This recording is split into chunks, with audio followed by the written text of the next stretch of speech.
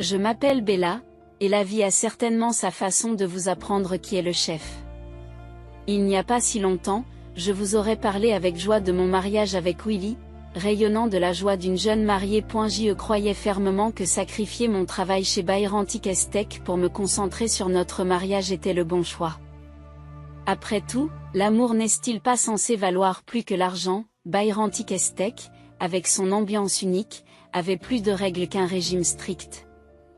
Une règle rigide était particulièrement problématique pour les couples, et une fois que Willy et moi nous sommes mariés, elle nous a mis directement sous les feux de la rampe. Notre patron, Gary, n'a pas perdu de temps. Il nous a fait passer pour des candidats d'un jeu télévisé de mauvais goût, nous lançant un ultimatum avec le plus grand sérieux. Ce soir-là, notre discussion aurait pu rivaliser avec un épisode de télé-réalité aux enjeux considérables. Avec le recul, l'amour a peut-être obscurci mon jugement. J'ai cédé et j'ai démissionné le lendemain, abandonnant une carrière prometteuse dans la technologie pour me consacrer à ma vie de famille. Si seulement j'avais eu la clairvoyance que j'ai aujourd'hui, mais n'est-ce pas l'ironie de la vie? Aujourd'hui, je suis obligé de nettoyer les dégâts en série parce que Willy, qui va bientôt être promu, n'arrive pas à viser dans le bol de son petit déjeuner. Ta mère ne t'a pas appris à mieux faire, je crie en direction de l'autre pièce, mais mes mots semblent s'évanouir dans les murs. Sa réponse est serrée et offensive, comme si ma question était une flèche dirigée vers lui. Je laisse tomber. Cela ne valait pas la peine de se disputer. Il fut un temps où nous pouvions nous taquiner l'un l'autre sans souci, mais aujourd'hui, chaque conversation ressemble à un chant de mine. Quelques heures plus tard, Willy est absorbé par la télévision sur le canapé. Et je me retrouve à évaluer les vestiges de ce que notre relation est devenue. Allons-nous parler ou prévois-tu de t'engager à vie sur ce canapé? Son indifférence était palpable, car il n'a même pas jeté un coup d'œil dans ma direction. De quoi? Répondit-il. J'ai compté jusqu'à 12, espérant la patience. À propos de nous. Sur la direction que prend ce gâchis. J'ai insisté. Elle s'est contentée de hausser les épaules, un geste qui a plongé la pièce dans un silence pesant, tandis que la télévision bavardait en arrière-plan. C'est à ce moment-là que j'ai compris. Notre relation, autrefois solide comme une maison de verre, était maintenant en ruine, frappée par une force invisible. Tout ce que nous avions construit semblait partir en fumée, et aucun de nous ne savait comment éteindre les flammes. Il est étrange de constater à quel point la vie peut basculer rapidement. Un jour, vous planifiez un avenir ensemble, et le lendemain, discuter des choses les plus simples semble aussi explosif qu'un champ de bataille. Je me suis attardé à l'observer. L'homme sur le canapé semblait aussi distant qu'un passager aléatoire dans un bus. Le passage de l'indifférence à la froideur était subtil mais palpable, comme le froid d'un été finissant ou la morsure d'un gel précoce. Je me suis souvenu que les choses étaient autrefois faciles entre nous, mais que maintenant chaque interaction semblait aussi précaire que de marcher sur de la glace fine. Je savais exactement comment Willy aimait son steak, saignant mais pas trop, assaisonné avec un soin méticuleux. C'était quelque chose que j'avais perfectionné, mais ce jour-là, soit le four, soit ma détermination ont failli. Lorsqu'il est entré dans la cuisine, ses pas lourds m'ont prévenu de son humeur maussade avant même qu'il n'apparaisse. Debout dans l'embrasure de la porte, il examinait la préparation du dîner avec l'intensité d'un prédateur. Les leçons de la vie sont dures.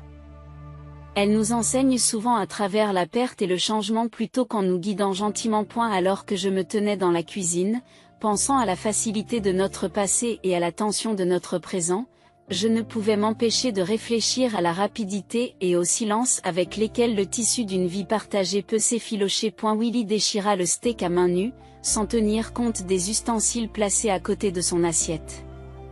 Ses yeux se rétrécissent et il pointe un doigt vers la viande. C'est le mieux que tu puisses faire maintenant?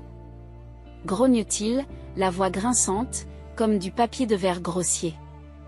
Je répondis avec prudence, conscient de la tension qui régnait dans l'air. Il fait un peu plus frais que d'habitude, Willy, expliquai-je en faisant référence à la température du steak. Pas quoi, a-t-il interrompu brutalement, son regard s'intensifiant. J'ai serré les lèvres, retenant les pensées qui se bousculaient dans mon esprit. sachant que parler ne ferait qu'envenimer les choses. Écoute, Bella, poursuivit-il, son ton tombant à un murmure menaçant rappelant celui d'un prédateur tapi dans l'ombre. Quand je dis que je veux mon steak chaud, je m'attends à sentir la vie s'éteindre au moment où je le coupe. Il tapa dédaigneusement sur le steak avec sa fourchette, faisant écho au marteau d'un juge. C'est déjà mort et enterré. Ses critiques étaient froides et calculées, dénuées d'accusations véhémentes, mais chargées d'un venin réservé à moi seul. C'était notre théâtre privé de cruauté, sans drame extérieur, juste des mots tranchants qui me laissaient un sentiment de vide. Et elle repoussa l'assiette, ses yeux rencontrèrent brièvement les miens, remplis d'un mélange de mépris et de résignation. Oublie ça, a-t-il marmonné en me tournant le dos et en regardant la nourriture qui n'avait pas été mangée. Attrapant ses clés d'un geste brusque, il lança un dernier ordre, répare tes erreurs, Bella, ou la prochaine fois. Ce ne sera pas seulement le dîner qui sera jeté. Et la porte a claqué derrière lui, ponctuant la fin du peu de joie qui restait dans notre relation. J'y restais seul, fixant la porte fermée, le clic de la serrure résonnant bruyamment dans l'appartement silencieux. J'ai expiré lentement, regardant le pieu abandonné, me sentant aussi triste que le repas qui m'attendait. M'approcher de la poubelle ressemblait à une défaite, chaque pas me rappelant ce dont je me débarrassais. Mes efforts, mes soins, mon espoir de plus en plus mince de faire fonctionner les choses. Pour le monde extérieur, nous formions un couple parfait, loué par ses parents et nos amis. Pourtant, derrière les portes closes, la réalité était radicalement différente. Les exigences de Willy se sont multipliées, érodant chaque fois un peu plus mon estime de soi. Mes journées tournaient autour de son approbation, qui se faisait de plus en plus rare. Ce soir, comme bien d'autres auparavant, la table du dîner était le théâtre de ses critiques. Qu'est-ce que c'est que ça ? demanda-t-il sans embâche. J'y suis le brocoli à la vapeur. Le dîner, répondis-je, m'efforçant de garder une voix stable malgré son dédain. Encore des brocolis ? Tu ne connais rien d'autre ? Il se moque en repoussant l'assiette. Réprimant une réplique, j'ai proposé de faire autre chose, mais son ricanement ne s'est pas fait attendre. Ce serait une première, a-t-il marmonné. Ces mots m'ont piqué, alimentant une colère silencieuse en moi. Lorsque je me suis retourné vers la cuisine, son regard m'a suivi, critique et inflexible. Où vas-tu ? Il aboya lorsque je fis un geste pour repartir à zéro. J'ai dit que je te ferais autre chose, répondis-je, une pointe de défi apparaissant malgré ma peur. Willy se leva brusquement, la chaise raclant bruyamment le sol. Assieds-toi. Ne prétendons pas que tu as d'autres projets. Ton monde tourne autour de moi. Tu te souviens ? Ces mots étaient un rappel brutal, une laisse verbale qui me ramenait à la réalité. Oui, je m'en souviens, murmurai-je, le combat s'épuisant en moi tandis que je retournais à la table, chaque pas plus lourd que le précédent. Lorsque je suis rentré chez moi avec les courses, le silence m'a accueilli. Pas un mot d'excuse, pas un merci, juste un silence pesant, qui s'installe. Willy était assis, un air de désapprobation flottant autour de lui au fur et à mesure que la soirée avançait. Soudain, il déclara, « Cette maison est en désordre. » Son regard balaya la pièce, observant les livres légèrement mal alignés sur la table basse et un oreiller tordu. Nettoyez-la, a-t-il demandé. J'avais envie de crier, de lui dire qu'une maison habitée ne répondait pas à ces critères impossibles de perfection. Mais au lieu de cela, j'ai tranquillement ajusté les livres et l'oreiller, en marmonnant sous mon souffle que l'endroit avait besoin d'un travail sans fin. Qu'est-ce que c'était que ça, me dit-il en attrapant la fin de mon grommellement. Rien. J'y répondis plus fort, essayant d'avoir l'air décontracté, me parlant à moi-même. Il m'a regardé d'un air soupçonneux, mais a laissé tomber le sujet. Plus tard, dans mon lit, je suis resté éveillé. L'obscurité qui nous entourait était chargée de tous les non-dits et des rêves que nous avions tous deux étouffés. J'ai pensé aux mots tranchants que j'aurais voulu dire, à mon ressentiment grandissant et à la vie que je voulais qui semblait me glisser entre les doigts. Nous étions liés, non par l'amour, mais par des chaînes invisibles de dépendance et de peur. Il disait que nous étions parfaits, mais la perfection n'était qu'une façade, un mot bon marché dans l'économie de notre mariage de pacotille. Un jour ordinaire, après une visite au magasin, une plaque de verglas a tout changé. J'ai glissé et je suis tombé violemment. la douleur me traversant la jambe comme un éclair. Il était indéniable que je n'en pouvais plus point. Quelques passants se sont précipités, inquiets. En essayant de garder mon calme, j'ai réussi à hocher la tête lorsqu'ils m'ont suggéré d'aller à l'hôpital. Aux urgences, le temps semble s'écouler tandis que j'attends qu'on s'occupe de moi. Lorsqu'un médecin m'a enfin examiné, un seul regard lui a suffi pour diagnostiquer une jambe cassée. Elle est cassée, a-t-il déclaré sans ambages, comme s'il parlait du temps qu'il faisait. Le choc n'était pas dû à la fracture elle-même, mais à la crainte d'avoir à l'expliquer à Willy. Je lui ai envoyé un texto disant que je m'étais cassé la jambe à l'hôpital, mais je n'ai reçu aucune réponse. J'ai passé une nuit froide et inconfortable à l'hôpital, les infirmières indifférentes et le café éventé. Dès que j'ai pu boiter, on m'a renvoyé chez moi avec une pile de papier de sortie et un plâtre aussi blanc que la neige à l'extérieur. Willy était là à mon arrivée, l'air hargneux. Il ne m'a pas fait part de son inquiétude ou de ses questions sur ce qui s'était passé. Ses premiers mots ont été « Où est le dîner ?» Debout, soutenu par des béquilles. Sa jambe était plâtrée. J'ai perdu mon sang-froid. Que est-ce que vous en pensez? Je suis allé danser. Regardez ma jambe. Sa seule préoccupation avait été le dîner. Pas de mon bien-être. À ce moment-là, l'ampleur de la négligence et de l'égoïsme que j'avais subi s'est cristallisée douloureusement. Willy fulmina comme si j'avais fait exprès de me casser la jambe. Tu as toujours des excuses, accusa-t-il amèrement. Tu ne peux même pas faire la seule chose que tu es censé faire, n'est-ce pas? J'étais stupéfaite qu'après une nuit éprouvante à l'hôpital, tout ce qui l'intéressait était son dîner. Toute cette situation m'a bouleversée. Leur œil était blessé et tremblait, mais il semblait tout à fait indifférent. L'air était aussi froid que la glace sur laquelle j'avais glissé, ce qui montrait qu'il ne s'agissait pas seulement d'une blessure physique. Il s'agissait d'une fracture profonde dans notre relation. En me traînant jusqu'à la table de la cuisine, chaque pas avec la béquille me paraissait 1 kilomètre. Paradoxalement, je préparais toujours le dîner pour mon mari, comme si rien n'avait changé. À proximité, la poubelle était presque pleine, un oubli mineur, mais avec Willy, aucune erreur n'était jamais mineure. Que est-ce que c'est encore? Aboya Willy en remarquant que la poubelle était pleine. Tu es à la maison toute la journée et tu n'es même pas capable de gérer les tâches les plus simples. Il s'approcha en trombe, la fureur rayonnant de lui, et d'un coup de pied, envoya le contenu de la poubelle s'étaler sur le sol. Nettoyez-le, a-t-il ordonné. Mes mains tremblaient lorsque je les ai tendues vers le sol, non pas à cause de la douleur de ma blessure, mais à cause d'une blessure plus profonde. Cette nuit-là, le sommeil m'a échappé, ces mots durs résonnant dans ma tête, se mêlant à la piqûre chaude des larmes. Le matin n'apporta aucun réconfort, seule la lumière crue éclairait les vestiges du chaos de la nuit dernière. Assise à la table de la cuisine, les papiers du divorce devant moi, j'écoutais le café couler en arrière-plan. Willy est entré en titubant, empestant la bière de la veille. Bonjour, grogne-t-il, la voix rauque. Qu'y a-t-il pour le petit déjeuner? Sans un mot, j'ai poussé les papiers vers lui. Il a baissé les yeux, un sourire sournois et moqueur se dessinant sur son visage. Tu es sérieux? Il se moque. Aussi sérieux qu'une crise cardiaque, répondis-je, le cœur battant mais la voix ferme. Et elle se mit à rire bruyamment, me renvoyant la balle.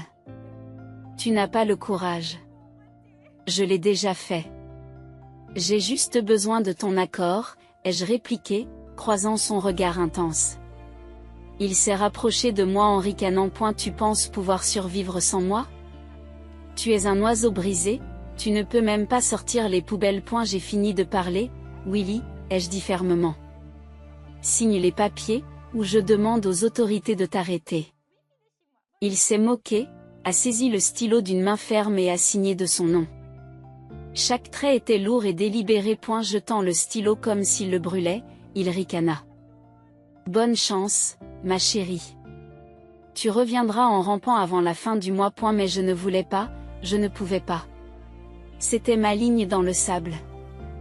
Le moment où je refusais de tolérer d'autres dégradations ou mensonges. Malgré tout, j'ai souri, parce que ces papiers signés ressemblaient à un premier pas sur des béquilles vers une vie différente, meilleure. Ramper n'est pas mon style. Ai-je murmuré à voix basse. Le lendemain matin, je me suis réveillée dans un silence inquiétant. Un contraste saisissant avec l'agitation intérieure que je ressentais en sachant que tout était sur le point de changer. Autour d'un café, Willy a mentionné avec désinvolture que nous devions finaliser le partage de la propriété et qu'il avait déjà un avocat en tête. Un avocat réputé de la ville proche de Virantic. Tu viens avec moi, a-t-il dit plus que demandé, comme si mon accord était donné malgré mon état actuel. Avec mes jambes encore en voie de guérison et mes choix qui semblaient limités, je réalisais que ce n'était que le début d'une longue route. J'ai acquiescé en silence tandis que Willy m'aidait à monter dans la voiture, en soutenant soigneusement mon plâtre. Tout semblait normal tandis que nous roulions sur l'autoroute. L'horizon de la ville se rétrécissait au loin comme un ensemble de bâtiments miniatures. Soudain, il s'est arrêté. La roue a peut-être besoin d'air? Marmonna-t-il en sortant pour vérifier. À contre-séhure, je suis sorti à mon tour, m'appuyant lourdement sur la voiture pour la soutenir.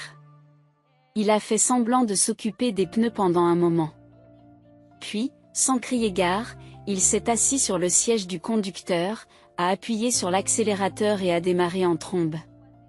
J'ai à peine eu le temps de réagir. Bloqué au milieu de nulle part, j'ai regardé sa voiture disparaître sur l'autoroute, le bruit du moteur s'évanouissant dans le silence. Choqué et incrédule, j'ai sorti mon téléphone et j'ai appuyé sur record, l'appelant en désespoir de cause. Et elle m'a répondu avec suffisance et froideur. Reviens. Ai-je crié. Mais il s'est contenté de rire, d'un son dur et moqueur, et a laissé entendre que c'était ce que je méritais pour avoir demandé le divorce. Puis la ligne s'est coupée. Et la dure réalité m'a frappé alors que je me tenais là. Les feux arrière de sa voiture devenaient une tache floue au loin. Seul, à des kilomètres de la civilisation.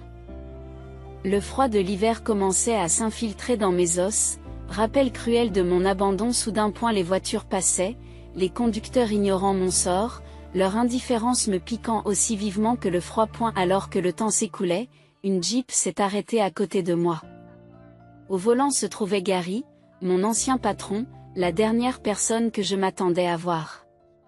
Le chauffage de la voiture a soufflé de l'air chaud, ravivant mon corps frigorifié. L'inquiétude de Gary était évidente lorsqu'il m'a jeté un coup d'œil.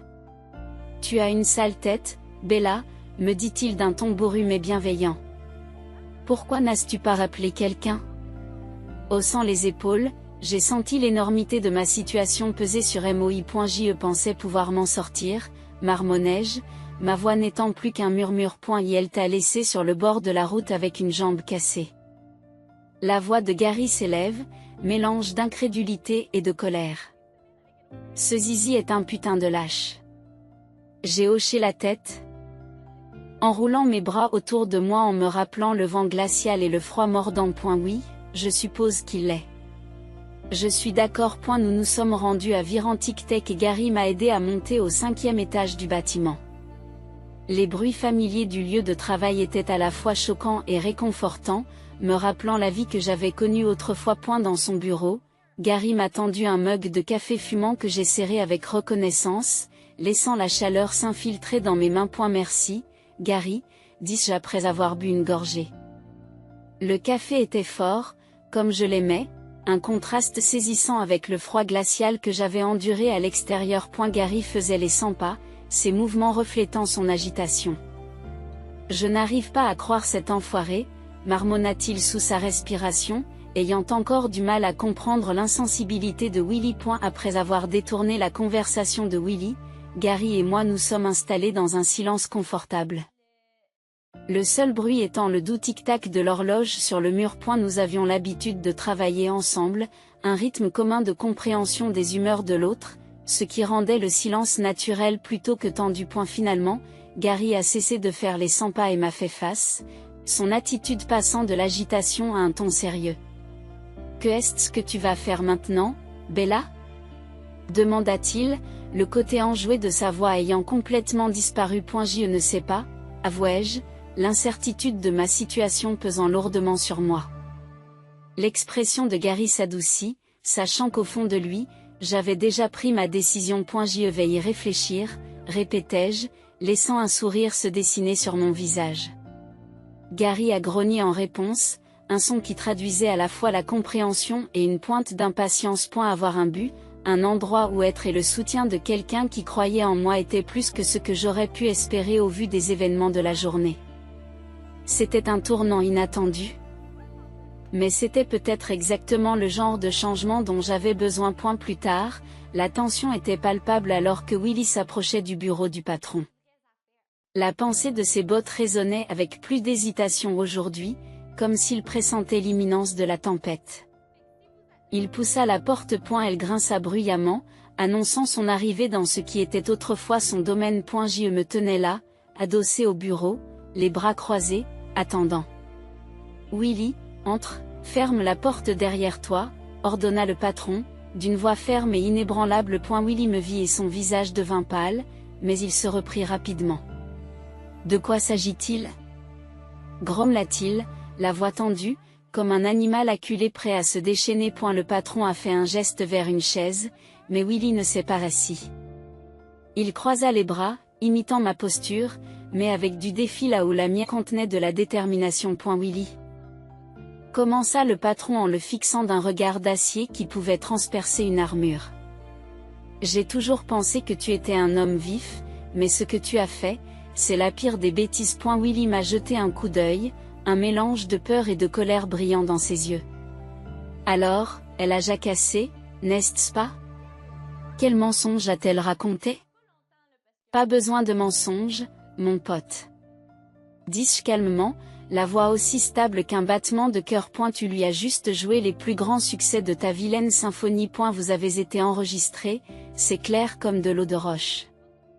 Le patron a fouillé dans son bureau, en a sorti un appareil d'enregistrement et l'a fait glisser sur la table. Tu veux écouter pour la nostalgie, proposa-t-il. Le visage de Willy a pris la couleur d'un bâche. Vous ne pouvez pas faire ça. Vous ne pouvez pas me licencier pour... Pourquoi, Willy? Pour avoir terrorisé votre femme, mon employé. Oh, je peux le faire et je le fais. Le patron s'est interposé. La voix froide comme l'acier. Les yeux de Willy passent d'un côté à l'autre, cherchant désespérément un signe de faiblesse, une fissure dans notre front uni. Il n'y avait pas le moindre signe de faiblesse dans notre position. Je vais vous traîner en justice, cracha Willy, la voix éraillée par le désespoir. C'est drôle. J'ai répondu par un rire froid, parce que c'est exactement ce que nous allons faire.